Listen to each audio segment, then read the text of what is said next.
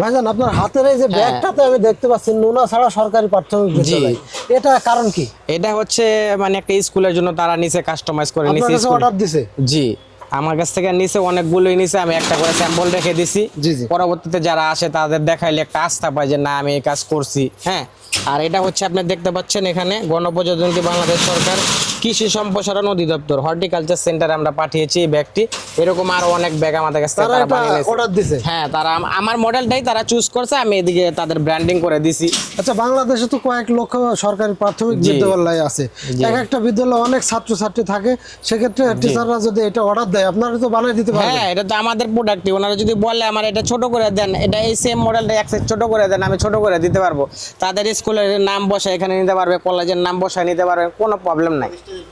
জি।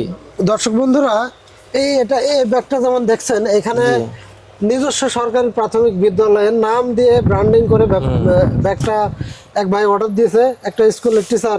তো আপনারা চাইলে, আপনারা যারা টিচার আছে আপনাদের নজরে যদি যাই, যারা স্কুলের হেডমাস্টার আছে, আপনারা চাইলে আপনাদের স্কুলের নাম দিয়ে এইভাবে ব্যাগগুলো ব্র্যান্ডিং করে নিতে পারবেন। জি।